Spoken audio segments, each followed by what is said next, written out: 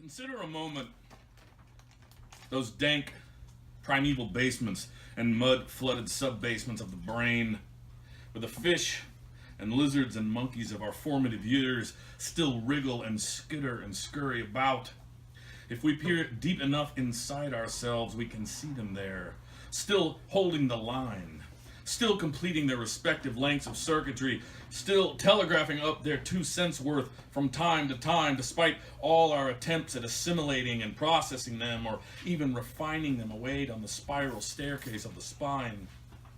Look, for example, how the gar, with their jagged maniacal grins, are all lustfully eyeing the little pink toes of our haplessly bobbing frontal lobe, while the catfish are fatly content to sift and slither in the rich, fertile muck of prehistoric memory, and the skinks and geckos and chameleons, all contoured and layered together in their crevices, are dreaming of the days when they ran the show. And the monkeys, that coffee and smoke-saturated backroom gaggle of gagmen and speechwriters, all hunched and contorted over their cranky old underwoods, are up against a bitch of a deadline. For the alpha male needs something to say. Something witty and charming, yet still somehow mysterious and aloof. And he needs it yesterday. Yeah. Robert Lax is a poet, if anybody knows him. He did a lot of what's the word I'm trying to use? Repetitive work. So I stole his idea, and you'll see it. Infinitely humbled by the sound of thunder.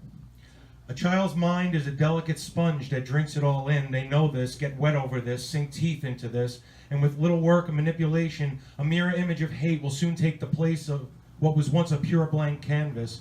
And this adulterated flesh will eventually adulterate its own flesh to complete a dark and infinite circle of demonic stupidity, much less human than all those they choose to condemn. And this is how this world works. And this is how this world works. And this is how this world works as I stand here alone and pray for some sort of unity, infinitely humbled by the sound of thunder.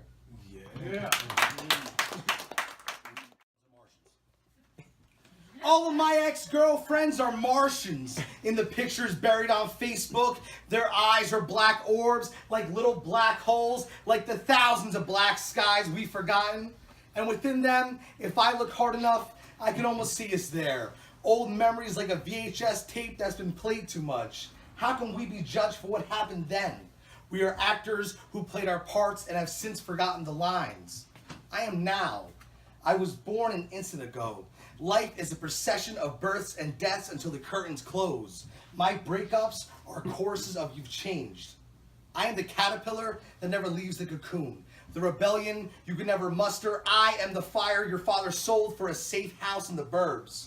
I am changing tides. And we're the dry erase board that we keep scribbling over.